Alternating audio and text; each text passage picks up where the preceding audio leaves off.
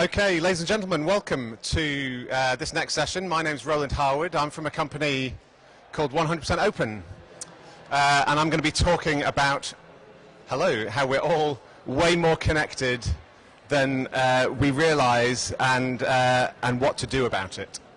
So I was expecting a few more people in the audience, so this question probably won't work. But can I just get a quick show of hands? What are the chances that two people in this immediate environment of this space do you think share the same birthday? So there's sort of 25 people or so that are currently around us. Can I get a show of hands? Who thinks that it's more likely than less likely that two people around us share the same birthday? Who thinks it's more likely? Yes? Can I get a show of hands? 25 people, it's more likely. Okay. So who thinks it's less likely? Is that everybody else? Can I get a show of hands? Okay. All right. Thank you for playing along. So you're familiar, sir, are you with the birthday paradox? Okay, great. So there is something called the birthday paradox. Sorry to hit you with statistics straight away, but with just 23 people, the chance that two people share a birthday is greater than less likely because of all the different interconnections that exist between you and everybody else and everybody else and everybody else. And with just 57 people, it's a pretty much guaranteed certainty, 99% probability. So the point I'm trying to make with this example is that the world isn't getting smaller, as sometimes people often say, the networks are just getting bigger. And we are way more connected than we realize, and I think the challenge of 21st century business is figuring out what we do about that and how we engage in those conversations. So let me just say a few words about what we do as a business. We're called 100% Open, and we're based around the principle of open business and open innovation and open data. So accessing the smart brains outside of your organization, and I really like this quote from a guy called Bill Joy at Sun Microsystems, who said a long time ago that no matter who you are, whether you're a small company or a big company, the fact is that most of the smart people work for somebody else. And I think that's always been the case, but what has only just recently been the case is that you can actually find these people, number one, and number two, engage them in a conversation, and who knows, even go on to do business with them. So there's a very interesting woman called Nilofer Merchant who makes the claim that networks are the new companies, and I just want to test that out in my talk here this morning. So we've only got a small handful of people, but I'd love it if you just play along just for the next 3 minutes with something. It's all about this. This is what I think is the good stuff, the intersection between the people in this virtual room we have today. So what I'd like to suggest we do just for the next 3 minutes or so is pair off, please, with somebody you don't know. Explain what you do to each other, find out what you could do together, and most importantly, because this is, of course, a marketing show, give it a name, give it a jazzy title, be ready to sell it. So you've got 3 minutes to pair off with somebody you don't know, come up with something you could do together, and give it a name. Is that all right? Okay, off you go. 3 minutes starts now.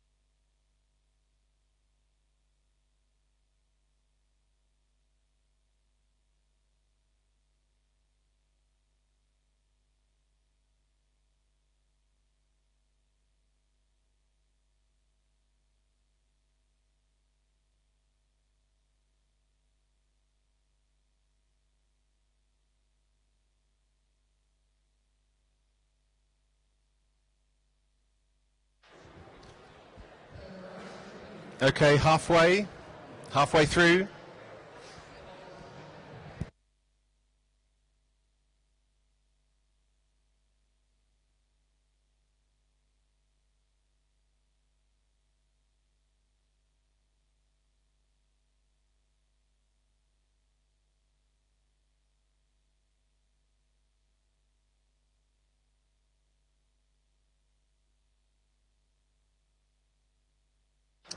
One minute to go.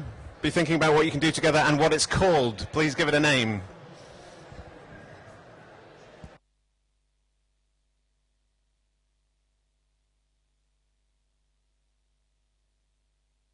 You done at the back? You sorted it? I'm going to come to you first. 30 seconds to go.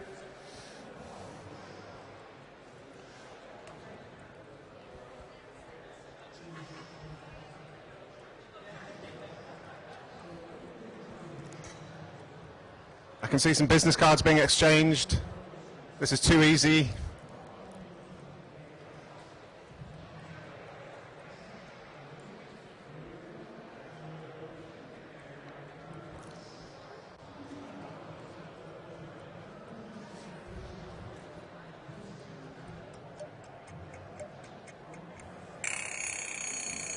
Okay, we are done. Can I just get a, so for the late entrance, we just asked everybody to pair off and think, chat to somebody they don't know, and in 3 minutes come up with something they could do together. Can I get a show of hands of those people that played along, who was able to come up with something in 3 minutes? And who just had a nice chat?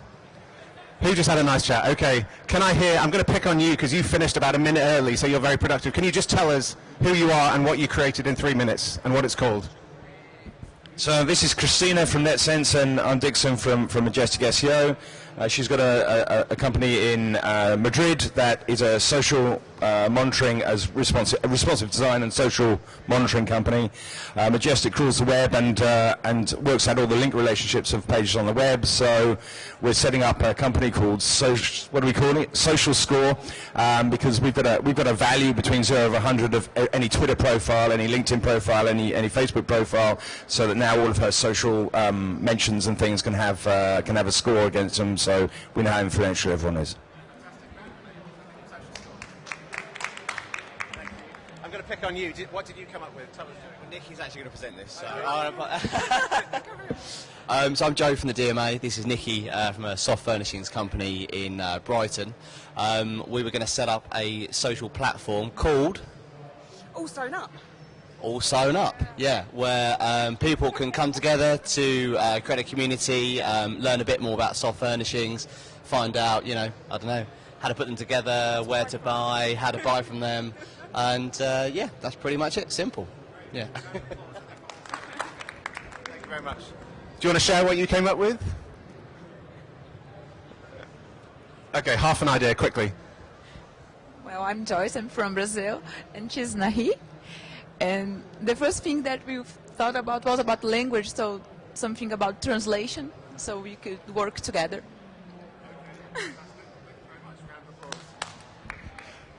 Have you heard of something called Word Lens? Word Lens, it's an app that you can put over a sign in another language, and it automatically translates it into a new language. Great stuff. Check it out. So thank you. So that it's easy, this stuff. There's so much potential, even in a small group like this, a kind of new opportunities. So I think the trick with all this stuff is to connect on where we have a common interest, whether it's language, whether it's digital marketing, but benefit from the diversity and the difference of experience and all the rest of it. So, but all this stuff, all this networking stuff gets a bit of a bad name. So a former boss of mine used to say that networking is only one letter away from not working, and he used to say that sort of jokingly. He was a consummate networker, but it gets a bad reputation. We're at this event here today. It's kind of, we're not really working, we're out of the office, and yet this is kind of where the real stuff happens, really, in many shapes and forms. So in my world, which is very sort of far removed from digital brand and marketing in many ways, I'm a scientist, engineer by background, and work on kind of product and service development. There's this thing called open innovation, which we sort of define very broadly as follows. So innovating, coming up with new good stuff and creating value by doing so, but doing that with partners outside of your organization, and not just about buying and selling, not just transacting, but sharing the risk and the reward of innovating with other people. And it sounds simple, but actually when you scratch beneath the surface, it requires a different mindset and a different business model and a new way of working. So in the short time remaining to me, I just want to present 3 quick case studies that we've worked on just to kind of bring this to life. And we have a sort of broad framework that follows this spiral structure from kind of closed business models that are very secretive. I'm just going to build this up. And you won't be able to read these words, but you're welcome to have the slides afterwards if you like. So companies like Dyson are very famous for being ultra secretive, as are Apple, as are many others. So there is a business model that works and a traditional business model that is very closed and secretive, but increasingly brands and organizations are figuring out that they need to be more open, more collaborative, more conversational in the way that they, and more relationship orientated in the way that they do business. So I just want to pick on 3 of these in the time that we have. The ultimate extreme of all of this is kind of open source platforms, things like Mozilla, who produce the Firefox browser, and 80% of the web is run on open source software, which I'm sure many of you are well familiar with. But some of the consumer-facing brands here in the middle are doing some quite interesting stuff here to harness the crowd and sort of collective intelligence of external communities. So I'd like to start with Lego, who we've done a lot of work with. And I'm a bit of a Lego fanboy myself, and I have 3 young children who are all sort of Lego obsessed. They had no choice. Anyway, so Lego sort of stumbled across this about 10 years ago with a product called Lego Mindstorms, which is basically robots made of Lego. And it was developed by a core team of about 10 people within the business, and then they launched it, and something very strange happened in the first few weeks of the product. Namely, hundreds of thousands of people started talking about the product online, which is fantastic, kind of buzz marketing. But even more interesting, some of those people started to hack into the computer code in the robot, and they made the robots do new and interesting things that the original core team of 10 people had never thought of.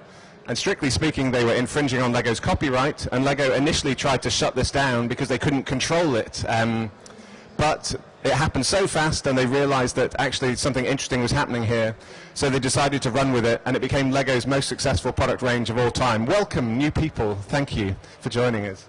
I'm just talking about Lego and how they've sort of embraced creating a platform for their fans to be creative and to create new products through various online communities. I'm going to jump forward to the present day. So there's a community now that Lego run called Kuso. It's about 300,000 people currently. And here, the way this works, it originally came from Japan. It was originally piloted in Japan.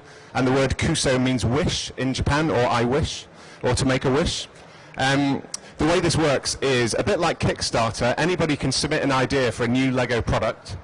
Then people vote on it. And if you get to a threshold of 10,000 votes, and you fulfill various quite strict criteria, Lego agrees to making the product, basically, putting it in a box, shipping it through its supply chain. The very first product that made it through this process was this submarine here, and there have been many others now since then. And crucially, Lego, in terms of the sharing risk and reward, Lego share 1% of the revenues of this product with the community who created it.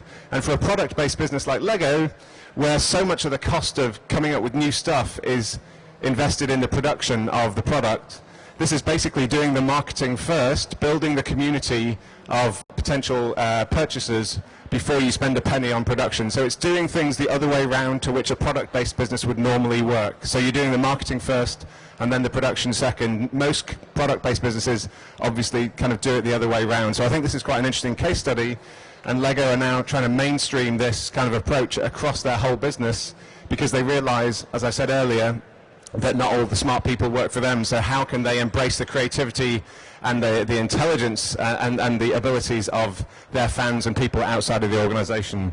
And yes, it's about creating a community, but it's also about creating a business model and a process that rewards that. So the next slide, which I'm not going to talk through in detail, kind of talks through the process in a little bit more detail, and you can browse this afterwards if you want to have a look to see how that works. But it's all about building the trust which creates a power to influence the outside world. Another company that's very famous for this is Procter & Gamble, so big fast-moving consumer goods company, brands like Gillette, Duracell, Pampers, Ariel. They've been doing this kind of open business, open innovation approach for some time. They have a target for 50% of all their new product and service ideas to come from outside of the business. We've done a lot of work with them recently, especially on some of their consumer-facing brands like Shockwaves, the hair product, and several others, to do sort of rapid market insight gathering through crowdsourcing and co-creation communities, where we'll get a few hundred consumers usually on an online community to originally validate and review kind of insights generated from social media. Then we'll have a sort of creative brainstorming phase to come up with new ideas around a particular question, and then we will prototype some of those concepts, and all within, sorry, am I shouting? Hopefully that's less painful on your ears. And then within sort of 4 weeks, you've got kind of new product concepts which are validated by about 200-300 consumers for the same price, roughly, as a kind of focus group or a sort of traditional kind of marketing technique. And P&G, it's worth saying, have outperformed their main competitors. Their stock prices outperformed their main competitors by a factor of about 3 to 1 in the last decade, and they attribute much of that success to this much more open, collaborative approach to doing business. And again, the next slide, I won't talk through this in detail, but this just talks through the business model by which Procter & Gamble engages the outside world, 4 main audiences: universities, other brands, small businesses, and customers. And they do it all through an externally facing function called Connect and Develop. I say it's externally facing. It is about engaging the outside world, but the job here is as much about engaging the internal organization as it is the external organization. And then finally, this isn't just about consumer-facing brands. There are companies like ARM, which you may not have heard of, a Cambridge-based company, its main competitor being Intel, the computer chip maker. But ARM basically produced the chips in 95% of all the world's smartphones. And they do this through a highly collaborative approach, whereby it's all about superior information flow within their supply chain. So I won't go on about this in detail, but they've basically built an ecosystem around their business, and subsequently their suppliers and their clients have given them essentially a monopolistic position to provide virtually all 95% of the world's smartphone chips. And I will just dwell on this a tiny bit longer than I have the other. But they basically design these chips with their customers through collaboration, and they have really fast cycle times with their suppliers, a little bit like Toyota, if you're familiar with how Toyota run their supply chains and all the rest of it. So I think if you play this right, either in a consumer-facing market or a business-to-business market, there's real value to be had by harnessing and developing and nurturing these networks around your business.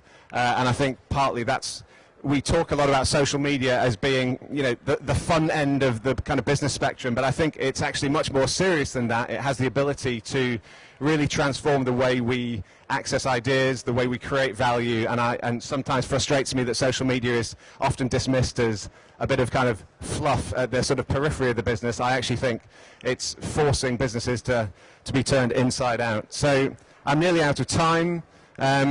Just wonder if there's anybody else on this spectrum that it's worth pointing to. Well, all I will say is this isn't restricted only to commercial companies. A lot of charities, we've done a lot of work with Oxfam recently, who are also very much embracing this much more open, collaborative, networked approach. So final sort of comments here. Companies often have embraced this buzzword of innovation many years ago, and they try and manufacture it like they try and manufacture a product. I think that's the wrong thing to do. I think the right thing to do is to link up maybe the pointy heads and the round heads, the geeks and the creatives, however you want to describe them, have an engaged, enthusiastic conversation with the outside world. And if you do that well, and the previous speaker talked about authenticity, you need to believe this is the right way to go if you're going to get any value out of doing it. Innovation is what pops out of those conversations, a little bit like the 3-minute joint venture that we did at the beginning. For those of you that weren't here, we created some little mini joint ventures in 3 minutes, kind of speed dating exercise. And why this is so countercultural, and I think still quite revolutionary in many ways, is because it requires generosity at the heart of your business. It requires you to perhaps forego some short-term gain in favour of long-term benefit. Somebody said to me recently, not until you've avoided the opportunity to rip somebody else off does true collaboration really begin. And I think that the founding principle of all of these case studies that I've talked about is one of what you might call sort of give to get. So what data can you give, what resources, what talent, what capabilities can you give to other people quickly to realise value downstream? And often it's about being generous fast. How can you be generous? And it's not just about money, absolutely not just about just giving cash. I think that's often cheapens the transaction. But how can you be generous? So